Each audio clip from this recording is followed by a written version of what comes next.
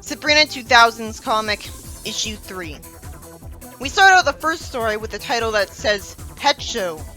Every single Sabrina comic and the 70s cartoon has had a pet show story so far. So this is already lazy and we're only on the third issue. But at least Salem in the animated series is the most unique version of him, so it could be interesting. Salem practices thanking the audience in the mirror, and Sabrina naturally asks why he's doing that. Probably because he's not allowed to talk in front of mortals and should know that. Why won't anyone cast a mute spell on him? I'm glad she's shown wearing a different outfit. I was worried that every single story was going to have her wear the same outfit. It's harder to get invested when the characters have a limited wardrobe. It turns out that Sabrina didn't have faith in him when he first told her he wanted to enter the pet show, even though he can cheat with magic. What's the point of Sabrina's town having a different name? It's barely different than creative. It made more sense in the 90s comic where Salem didn't want to enter the pet show because it was dehumanizing. Salem reveals out of nowhere that the show's tomorrow. Sabrina says no, and says she's nipping this in the bud before he'd apply and pay for registration fees. I guess with her aunt's credit card. Then it turns out he already applied. They could have saved space in the comic if it just started out with them at the pet show, like I naturally assumed. I loved the fast pacing of the earlier comics. Nothing's to be gained from making it slower. Sabrina wants to go out for some fresh air, and then she complains about Jem's limo pulling up to the curb. Again, it doesn't seem realistic and just takes me out of it as a really fictiony thing that a bully from school is going straight to her house multiple times. Because that's just extra effort on her part. Logically, Sabrina would be far from the only person she'd harass if she's that mean. You'd think there'd be a lot of students in the school that she would think are bigger losers than Sabrina. And you'd think she would have better things to do. It's just main character syndrome and needlessly cruel to her. And I'm not finding it satisfying because she's not getting called out and punished for the problem I actually have with her. Instead, Jem hates her for no reason. I like that she called Jem Miss Moneybags. First she has blue hair and a shirt, looking nothing like she's supposed to aside from her nice hairstyle. Then she and Sabrina are in silhouette, but with red eyes. Jem stays dignified after the insult.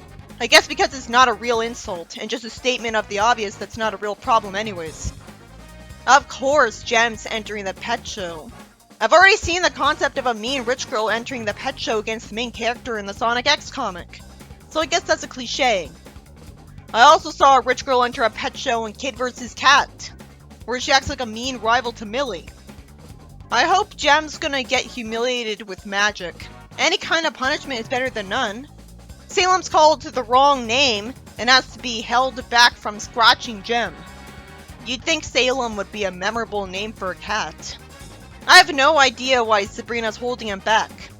Sabrina, the earlier comics and sitcom, is not above letting mean girls get what they deserve. It's interesting that Jem's competing with her not with the cat, but with the dog. So she's not entirely trying to beat her at her own game. Surprisingly, instead of Salem giggling nervously because he's scared of dogs, he inexplicably falls over laughing. I don't get it, why is he laughing? Won't he be scared of getting bitten? Well, he is magical, so he could protect himself. But even a character in the story finds this confusing. Why isn't Sabrina explaining it to her properly? Why would she lie to humor her? Why did Jem dye her hair blue when that'd make her look like a part of a counterculture, which is everything she's against? If this was just an art mistake, how did it get past the editing? Jem says she'll use her unlimited funds to make sure her dog wins. I doubt she'd literally get away with bribing the judges, or else all of the pet shows would be extremely short, and no one would bother entering them because she'd always win. The richest person would always win. I guess either this is the first time the pet show's been in Greendale, or this is the first time Jem's been old enough to enter her dog in it and be alone with it.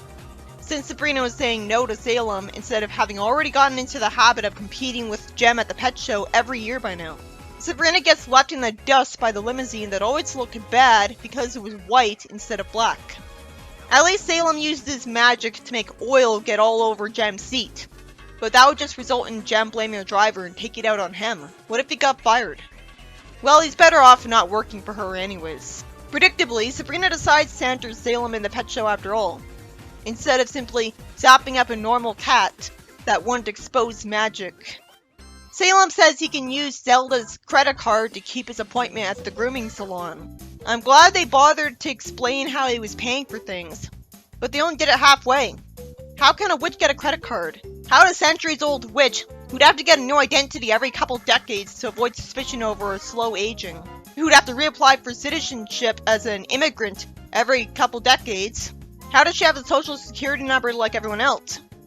Does she have to steal one? She'd get caught eventually. I guess witches rewrite people's memories when they come to question them about how long they've been alive and how slow they've aged. More importantly, what's her job?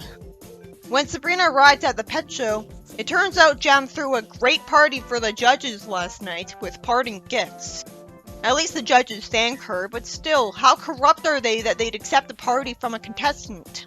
I guess it's not too unrealistic. It's better than her literally paying them. I have a question. Why doesn't Sabrina or Salem use magic to wipe their memories of ever knowing Jem so that the party wouldn't work as a bribe? No, that'd be competent of them. It'd also be competent to brainwash Jem into not abusing her money. It turns out there's a more expensive collar category of the pet show, and to explain that, the judges added the category at her party last night.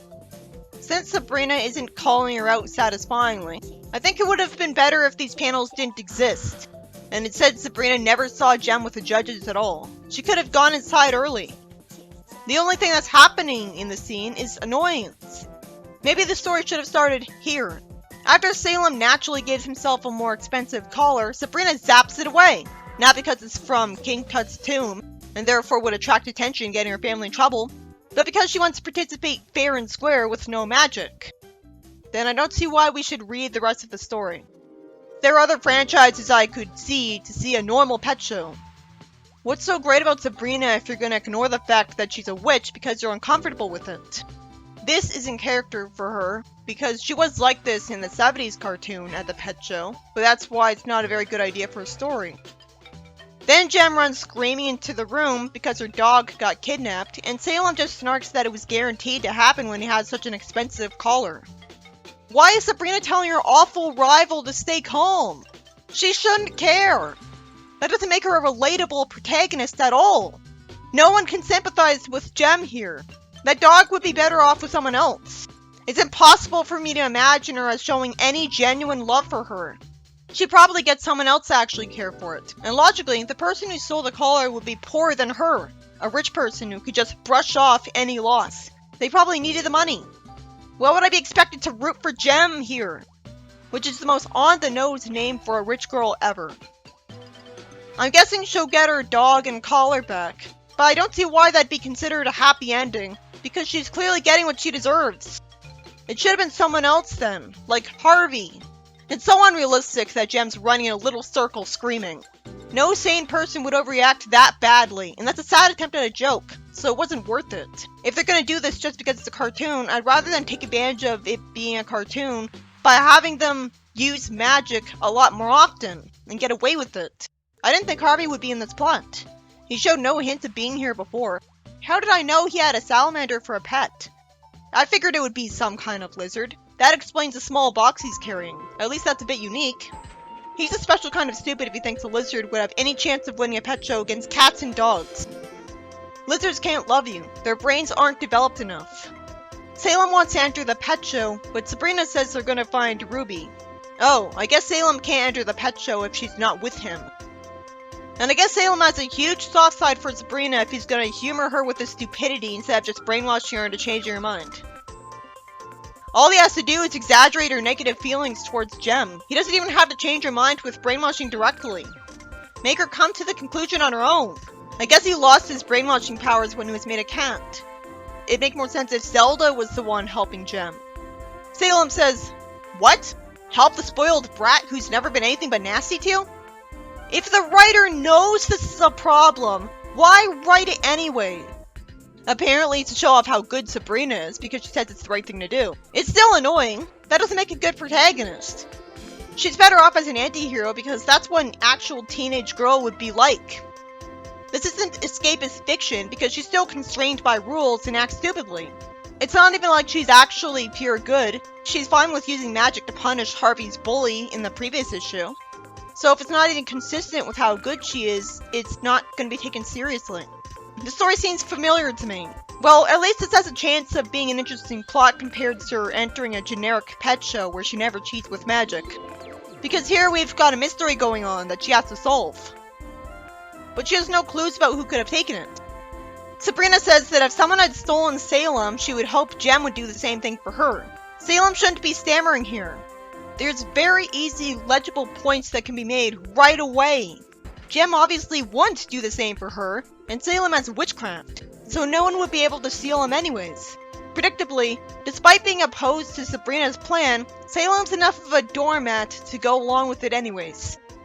He even zaps up a detective's hat and pipe, which has bubbles in it because censorship. They still showed the pipe though. Sabrina takes off the hat and gets rid of the pipe. I wish she explained that's because she doesn't want it to attract attention, but I guess that's it. Still, it's a bit adding insult to injury because those things were summoned with magic and even they can't be allowed to stick around. If Salem couldn't talk, the pacing would be a lot faster. Sabrina would just be progressing. Salem asks who knew about Jem's expensive collar, and Sabrina says that's a short list, consisting only of her, Salem, and the judges that got off the bus. Then they start to suspect the bus driver of stealing the collar. I would have assumed that one of the contestants did it, because they would have more reason to hate her. And Jem only screamed about the dog being kidnapped after she went into the pet show building, implying that it was someone in the building that did it. I wouldn't expect a proud rich girl like her to ever ride a bus. Even non-rich people hate riding the bus with people. I didn't see her leave a bus, so I assumed she arrived separate from the people on the bus, like in that limo she clearly had. The bus driver would have had to get out of the bus and go all the way to the pet show to steal the dog, if she hadn't been in the bus. Wouldn't the bus driver be expected to drive away right away? I didn't see the judges leave the bus either. Wouldn't the judges have just driven here in cars? A lot of people would come here in cars. I guess every judge there can't afford a car. Sabrina gets warped into the back of the bus by Salem.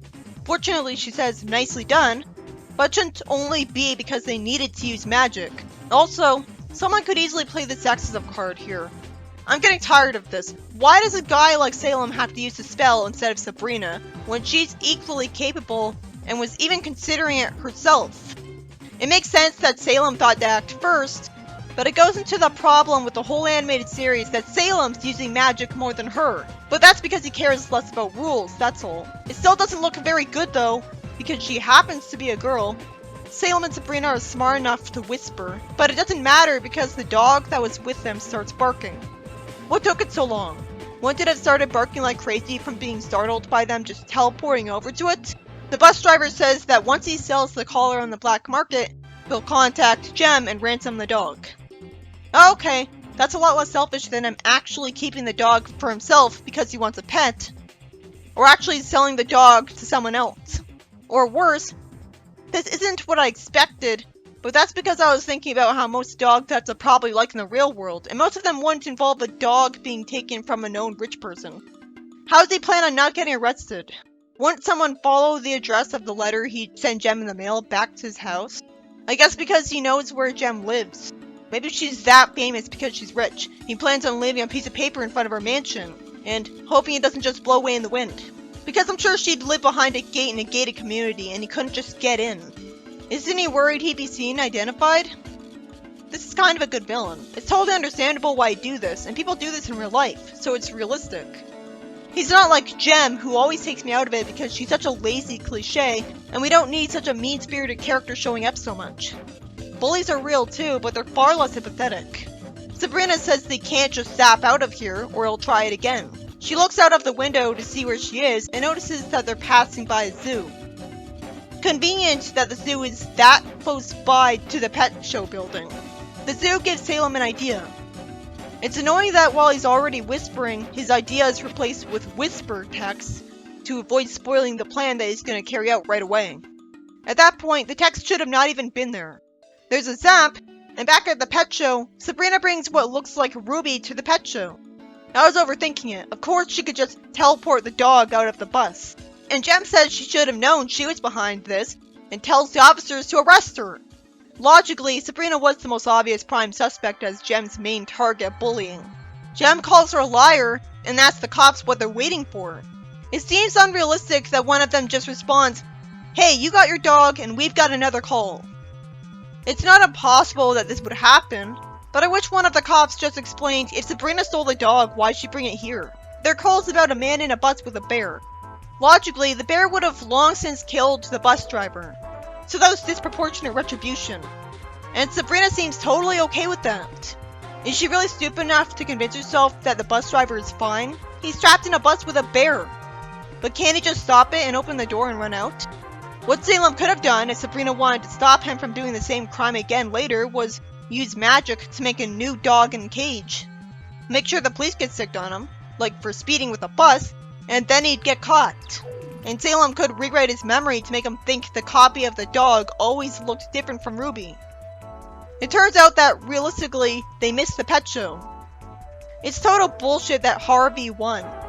The writer threw logic out the window just because Harvey's one of the main characters. Well, real life is a weird place, but then it should be properly explained why he won. I doubt lizards are intelligent enough to be taught tricks, and it would have completely failed the expensive collar category. I'm impressed that the story had a twist instead of literally just having a pet show considering how mundane the comic is. In the comedy page, Hilda says there's only one way to solve a problem, and Zelda says she's right and says it's the spooky jar. Apparently they know each other so well as sisters that Zelda correctly guessed the answer with no hints. Hilda called Spooky a genie, even though he looks nothing like one, even in the Sabrina series itself.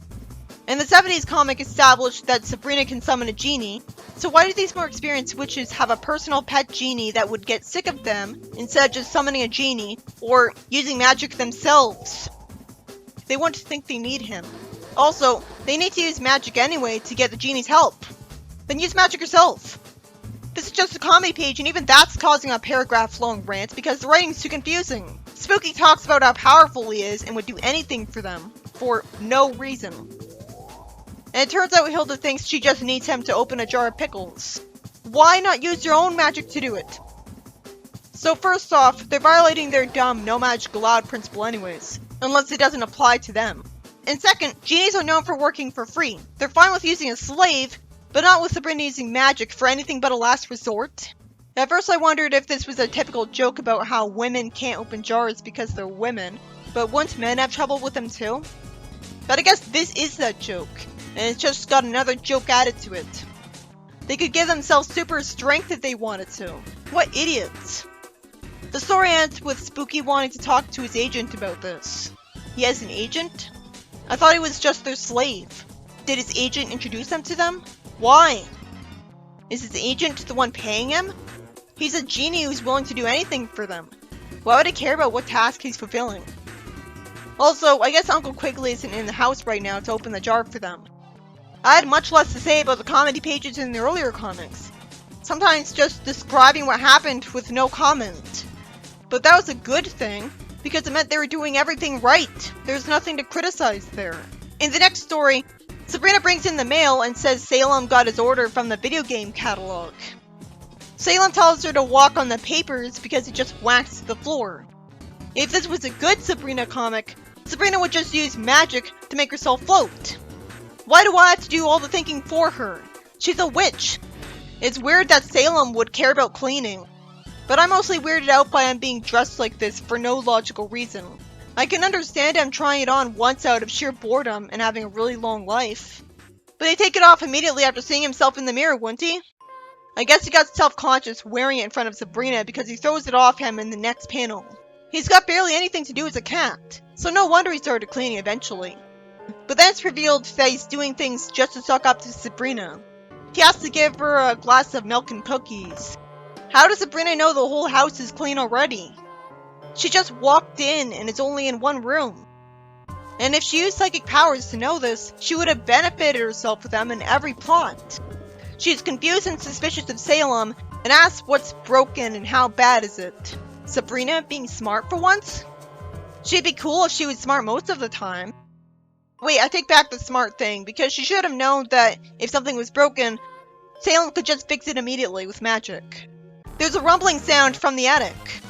Sabrina says it can apparently only mean one thing, a visitor from the Nether Realm? That sounds dirty. What the hell were they thinking? Logically, why wouldn't they keep calling it the Other Realm? Other Realm makes sense because it's the Other Realm. And otherworldly. And a different name doesn't change the fact that it's the same concept. So why bother changing it? It's just gonna alienate fans even more. Imagine if in the reboot, Knothole was called something else. Sabrina's got very stilted dialogue narrating the blatantly obvious. Someone with a boot walks through the hole of 1,000 doorways through the portal that should be in the linen closet instead. But it doesn't really matter if they change it. Actually, the attic is a way better location because it's way less likely that a normal person would go in there. But I still hate that they changed it for no reason. I guess someone would have to follow a list in their hands to know which doorway to go into if they want to warp to the right place without knowing its appearance. It turns out Boru the Warlock is here instead. I guess he's got vampires in his family. He's Salem's parole officer. That's realistic. I love the mixture of fantasy outfit with a realistic job. But then it stops being realistic because he's here for a 100-year review. What kind of parole officer would only revisit their criminal once every century? Hopefully that's not literally the case, and instead he's saying that this is a review of him after a century, and he's still been visited a ton of times before this. Sabrina says this explains the milk and cookies, but it doesn't. Wouldn't it make sense for him to be sucking up to him? Salem sucks up to Boru as he goes to wash his hands. I guess he forgot to before he came here and just remembered. It'd make more sense if he went to wash his hands after he'd shake hands with Salem. Salem thinks that if he could get a good review, he'd be pardoned and wouldn't have to live as a house pet anymore. Obvious hope spot here. The comic's already established itself to be purely episodic, so it's too cowardly to have him actually get pardoned. Sabrina asks him why he didn't tell her why he was coming, and fortunately Salem explains that he forgot he was until he looked at his calendar. This doesn't explain why he was cleaning the mortal way. He could have just used magic to make the house look clean in a second. I guess he wanted to know what it was like to clean the mortal way after all of that time of a boring life, and he thought it'd be more satisfying that way. But that sounds out of character for him. He uses magic at every opportunity. They just had him like that for a joke. It's not much of a joke though. Oh, look at the guy just like a female maid doing the dusting. It's lazy to say the least. Salem begs Sabrina to say nice things about him. She says with a jokey smile that she shouldn't mention the tuna casserole incident. I hate this trope. Now I just want to know what she was referencing, and I wish I saw that for the comedy page instead. Why would there even be a tuna casserole incident? Couldn't he just zap up as many as he wanted? We cut to hours later, and Boru says that most of his paperwork is in order. I'll never know what the content of that paperwork is. They don't mention it. How did this take hours? He asked if he's still planning to conquer the world and enslave the human race. Why does he even bother asking this question without casting a truth spell on him? Isn't it obvious he'd lie if he was planning on that again? Why'd he even try? I guess it makes sense for a witch to forget about the spy witches because he'd never see them. A witch would rather not think about the fact that they're always being spied on when they're around mortals because that'd be creepy and uncomfortable. Somehow Sabrina's surprised to learn that Hilda and Zelda are going to be interviewed next. Hilda says that Boru is pretty cute. It turns out Boru already knew about the tuna casserole incident. I guess because he was told about it by a spy witch spying on Salem. Wouldn't that mean that Sabrina household is being spied on every day, even without a mortal around? That's creepy. If he already knows about the tuna casserole incident, wouldn't he know about Chloe knowing about magic too? Salem tells Sabrina in a panic not to fall for the good cop, bad cop routine, and she tells him to calm down. She considerately tells him to relax, and he says that's a good idea, and decides to look at the mail. I guess because he wants something to distract them. But the TV would be better. I'm guessing looking at the mail is gonna screw him over. I've read that he was really treated poorly in Sabrina's Secret Life, which seemed to be just the animated series exaggerating the flaws it already had, and getting rid of every saving grace, like Chloe. Isn't reading someone's mail illegal? Man, it would be really petty if that got him in trouble with the parole officer. Boru was encouraged after his talk with the family. I guess I should be grateful that the comic skipped past it, since it's a hope spot. Then he asks what that noise is, and out of nowhere, Salem says loudly that it'll decimate someone's planet and take over the world, and Boyle writes it down as Sabrina tells him that Salem's just playing a video game he just got in the mail. Sure, he was just playing a game and talking tough to feel better, but he still proved that he's romanticizing the idea of taking over the world. Maybe if he got a chance to take it over first, he'd learn how boring and overwhelming it would be to try to run even one country, let alone an entire world trying to change most of its laws. Hilda says that not only was his parole denied, but another 100 years was tacked onto his sentence. I thought Salem would have belted out a big no, but his reaction to this was pretty subdued. So why should I care if even he doesn't care? At least the comic bothers to tell us the name of the game and what it's like. It's called Conquest of Robot World. That's a pretty lazy name for a world. I was pleasantly surprised that Sabrina was smiling at him when saying he has plenty of time to master that game. Rather than being disapproving of him for what he said earlier, she's still trying to cheer him up. We start out the next story with Chloe, finally. She hears the radio mention that she could go to the sold-out concert today if she'd answer a trivia question about obscure pop culture. Chloe knows the answer, being useful, and she asks Sabrina to speed dial the radio station. Sabrina says that she can spell dial them. I wish she used magic a lot more often. Whatever happened to only for a last resort? It'd be awesome if this was a permanent abandonment of that. Chloe gives out the answer and they're told to come down to the station. Chloe fortunately explains that she knew the answers so easily because she was watching that game at the hospital on the day that her cousin was born. Her cousin? I guess her family's really close if her parents bothered to take her to the hospital for the birth of her cousin. Sabrina can't wait to get tickets to see her favorite bands and wonders where their seats would be. Are they going to be in a sucky position? It's so obvious there's going to be a catch with this comic. It turns out the catch is that they only won one ticket. Predictably, this is going to be a story where the two friends start fighting over something. Chloe wants to be selfish and go to the concert while Sabrina's being selfish by expecting the ticket when she wasn't the one who answered the question. Shockingly, they immediately start crying instead of tearing the envelope apart and hug, apologizing to each other. And Sabrina says she'd never risk their friendship. Well, of course not. She's the only mortal who knows her secret. And I'm supposed to believe this comic is in the past of the 90s comic, despite being nothing like it. Salem's new backstory and all. So what happened to Chloe? Parallel universe, that's what. I'm surprised that the writer is gonna subvert this. Either that or they're gonna fight again later on. They walk away holding hands, and Sabrina says to forget about the ticket. At least that's one moment where her honor before reason personality comes in handy. But it's unusual that Chloe had the exact same reaction as her at the exact same time after she established herself to want to use magic selfishly more than Sabrina, and Reader crushes love letter to her without his permission because of it. Now they are on the same wavelength. Chloe hopes she'll be able to find someone to trade them 2 for 1. Sabrina fortunately explains why this ridiculous idea would ever work, because her seat would be a really great one. Logically, Sabrina would just use magic to brainwash someone into agreeing right away, but I couldn't blame her for thinking that'd be wrong and feeling guilty if she did do it. What the hell? What made them think they could exchange a ticket for 2 tickets by going to the ticket person in charge? How is Chloe surprised by this? I want to blame Sabrina if she took the logical route. Let me guess. The guy offering one of his tickets to them is evil. The artist is making that way too obvious by having him drawn with his eyes half closed. He shouldn't have drawn it like that because it just frustrates the audience by making Sabrina and Chloe look like dunces. To be fair, they are desperate, and there's no clear indication of how exactly this is gonna backfire on them. He says his date Mr. Plain, as Sabrina warns Chloe not to talk to strangers after she just did, and he says his ticket is just behind the area they're in now, and fortunately points to it. I wonder if it's a fake ticket. But if it was, he'd be asking for money, wouldn't he? What kind of scalper would give away the ticket for free? It turns out they got tickets to next week's tractor pull and are called Little Sneaks and told to scram. I'm baffled that they didn't read the tickets before accepting them from him. Chloe wants to catch him, and Sabrina holds her back and says he already has because they can't get inside. Use your magic, moron! Brainwash that guy into letting you enter anyways. Chloe's the voice of reason by asking her to zap him outside.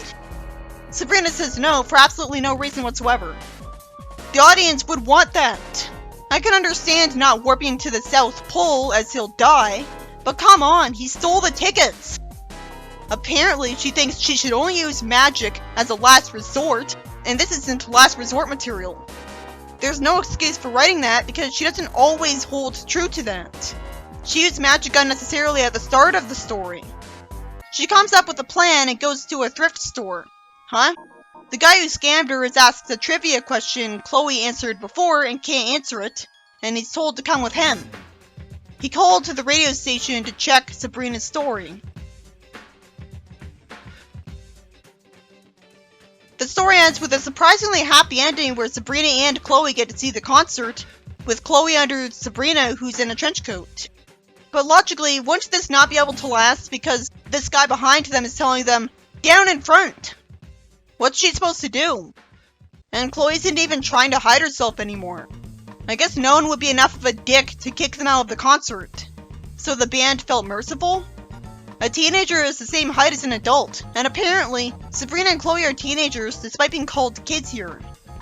So won't everyone be suspicious of Sabrina because she looks twice as tall as anyone else? I should have been shown her brainwashing that guy into not questioning this. This panel is actually the only memorable part of the story. The first story, by Mike Gallagher, is about Salem signing up for a pet show, another overdone plot in the series, and of course Jem's trying to compete too. Thankfully, considering that Sabrina's not planning on using magic for it, what would have been a boring generic story takes a sudden turn when it turns out Jem's dog was kidnapped, because it drew attention to itself with her expensive collar. So Sabrina teleports herself into the bus of the bus driver responsible, who's doing this for the money, an understandable and realistic motive so that he makes a great villain. Sabrina doesn't want him to do this crime again. So after she warps the dog back to Jem and walks in with it, it turns out a bear was summoned in the bus and the police get a call about it to distract them from questioning Sabrina. You'd think that bear would have killed the bus driver. This story was actually surprisingly good. Though it should have just started with Sabrina being told by Jem that she's going to enter the pet show instead of wasting her time.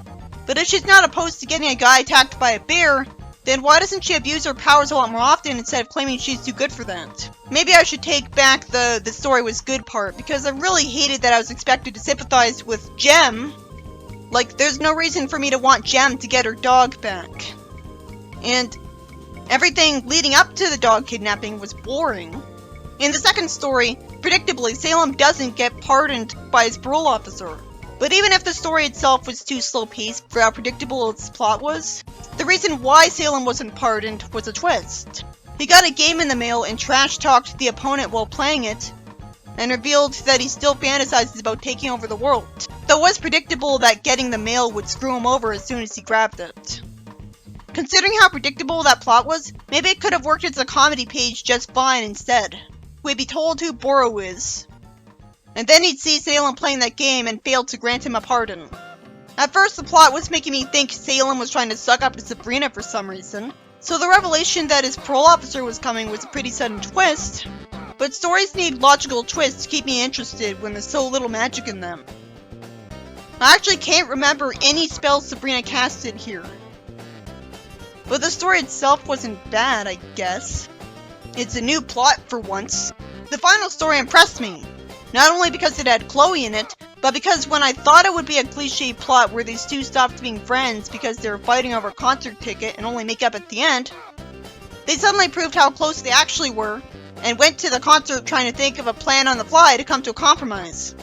If logic was there, Sabrina would have just used the invisibility powder on Chloe again, so that she could come to the concert without being spotted.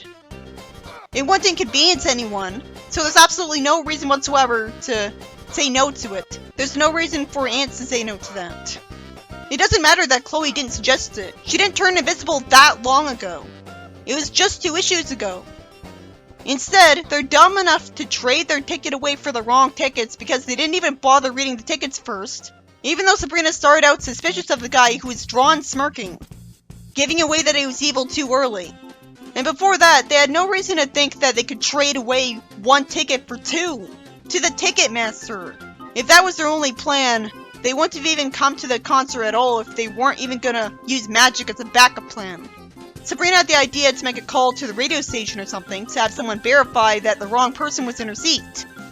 That's more creative than her just brainwashing to get into the concert with Chloe. And miraculously, she gets away with sneaking Chloe into the concert with a trench coat scheme, which doesn't work for getting you into Six Flags. And the story ends with someone telling Sabrina to lower her head in front of him. You'd think she'd just point at Chloe and make her invisible.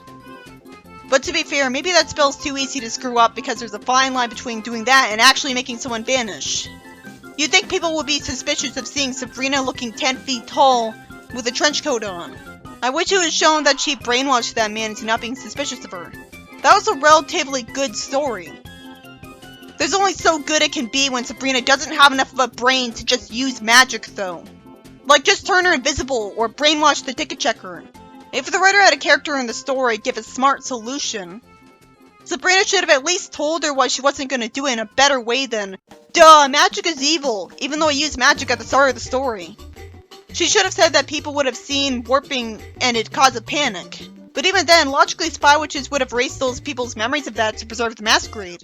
Because in a world with cell phones with cameras in them and video sites, spy witches would pretty much be needed to preserve the secret of magic.